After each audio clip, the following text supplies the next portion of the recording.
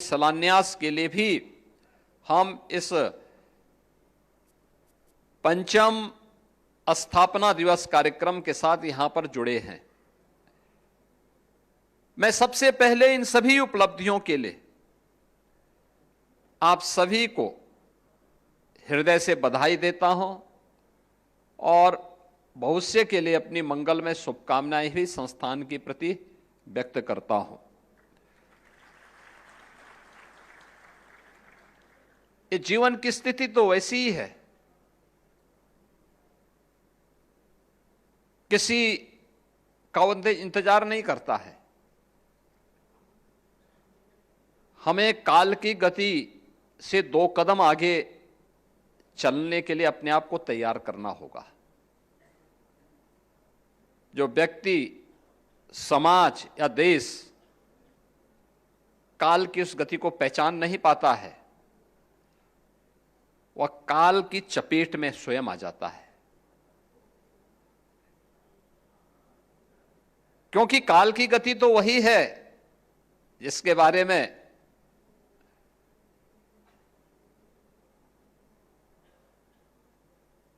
Doctor Shyam Narayan Pandey ने कहा था कि महाकाल का आसन है, इस पर न किसी का शासन है। यानी काल की गति पर किसी का शासन नहीं होता है। कोई ये मान करके चले कि मैं समय की गति को अवरुद्ध कर दूंगा, ये उसकी गलत फहमी होगी। हमें उससे 2 कदम आगे चलने के लिए अपने आप को तैयार करना पड़ेगा। अगर हम चलेंगे तो प्रगति करेंगे। अगर हम नहीं चल पा रहे हैं, हम अपने को केवल समय के अनुरूप लेके जा रहे हैं, तो फिर हमें यथास्थितिवादी के रूप में लोग मानेंगे। हम कब आए कब गए किसी को पता नहीं होगा। लेकिन अगर हमारे कारण संस्थान को नुकसान हो रहा है तो मान के चलिए कि आने वाली पीढ़ी कभी हमें माफ नहीं करने वाली है, कभी माफ नहीं करने वाली है। और इस मामले में आपके संस्थान ने अच्छी प्रगति इसलिए भी हासिल की है। आयुर्विज्ञान संस्थान 5 वर्ष में, डॉक्टर राम मनोहर लोहिया आयुर्विज्ञान संस्थान 5 वर्ष में प्रदेश के अंदर जो हमारे 3 टॉप के चिकित्सा संस्थान है, जिसमें KGMU 110 वर्ष की अपनी आयु पूरी कर चुका है, तो स्वाभाविक रूप से वह तो आगे रहेगा ही रहेगा। SGPGI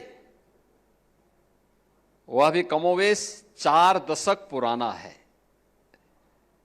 लेकिन आप लोग 5 वर्ष में या 19 वर्ष में एक लंबी छलांग लगा करके प्रदेश के अंदर 25 करोड़ की आबादी में आपने नंबर 3 के स्थान के साथ तीसरे 3 टॉप के जो संस्थान है, टॉप 3 में हम अपने आप को स्थापित कर चुके हैं। ये चीजें दिखाती हैं कि हमारी दिशा सही है,